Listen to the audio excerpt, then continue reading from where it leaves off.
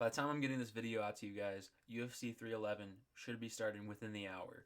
So make sure you turn on your notification bell and subscribe so you can make your picks and bets before it's too late. But without any further ado, guys, we are going over 311, giving you all the picks and all the insider knowledge that you need so you can know who's going to win these fights and exactly how as well. For those of you who aren't familiar with the channel, I already did a video with UFC 311. However, we did have 3 fight changes, so we are going to be making some changes to our picks, obviously, with 3 of the fights changing. And before I get into these matchups, guys, I do want to say thank you in the comments for letting me know I'm getting these names wrong. I am from the U.S. I'm doing my best. Makhachev, all these names are difficult for me, so bear with me. I'm gonna do the best I can. Clayton Carpenter versus Tagir Ulanbekov. Gonna have Khabib in his corner. A talented grappler. Definitely as good of an athlete as Clayton. He might have the advantage in the striking, Clayton. But Tagir certainly isn't gonna let that stop him from getting his decision. And that's why I have it here.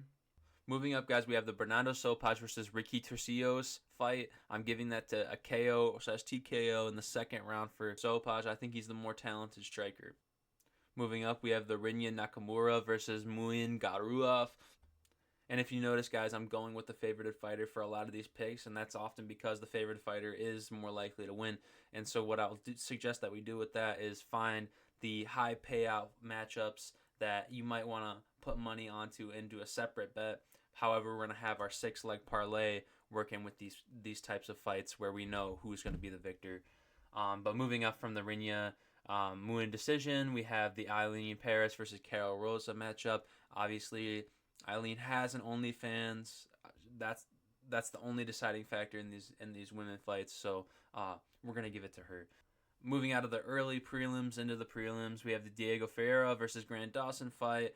Grant Dawson is definitely a skilled submission artist, and he's going to pull that out in one of these later rounds against Diego, in my opinion. So I think that's the safest bet. And if you look, it's the favored fighter once again. Moving from the Grant Dawson fight, we have the Billy Ekalena versus Bogdan Guskov. Billy Ekalena stepping in for the injured Johnny Walker, who had to step out against Bogdan Guskov in this matchup, who I still think is going to get the TKO or KO in one of the later rounds of this matchup. Moving up, we have the Azamat Bekiov versus Zachary Reese matchup. I do believe Bekiov has the better rap sheet. And finishing off the prelims, we have Peyton Talbot versus Raoni Barcelos, who unfortunately won't be making it through the 15 minutes. I don't believe the striking of Peyton Talbot gives Raoni an opportunity to last more than a round. And that's my pick. So moving out of the prelims, we have Santa Claus's Reindeer versus Kevin Holland. Now this is a fantastic matchup. I think this is going to be a great fight. Reiner de Ritter had a challenge with GM3 in his last fight and had a very difficult time with him. So I don't think he gets the finish on Kevin Holland. I think Kevin Holland has the athletic ability and the defensive ability to not get finished throughout the 15 minutes. And I do think that Kevin outstrikes Reiner de Ritter in the pocket in those exchanges. So I'm giving Kevin Holland the decision in this fight. Now moving up, we have Sergey Spivak versus Jailton Almeida. I'm giving Jailton Almeida that second round submission. This guy is usually going to strangle those tired fat guys. Jailton's usually able to secure a good choke on these guys once they're tired. So that's why I'm giving it to him in the second.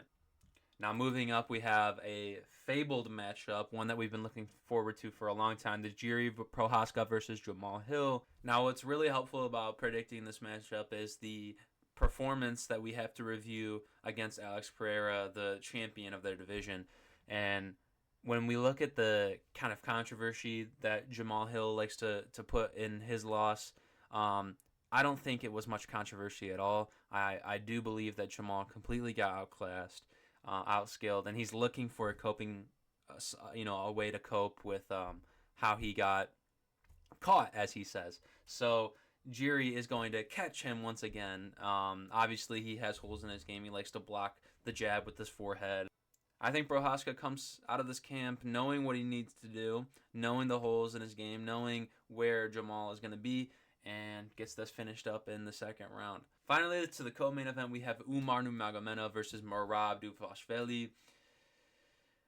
Nurmagomedov via his last name. That's all I have to say. The HGH monster that is Merab certainly will go the 25 minutes because he will not get tired, and it will be a nasty exchange of a grappler versus grappler, someone who struggles to finish versus someone who struggles to finish. I think it's going to be 25 minutes of who did better, and we're going to see a better performance out of Umar, most likely. Now, here's the big news: Renato Moicano versus Islam. Breaking since yesterday, Arma pulled out of 311 with the apparent back injury, leaving Benil Dariush without an opponent, leaving Renato Moicano to step up as a challenger for the lightweight title. Now, where does that leave us trying to make some money off of the outcome of this fight?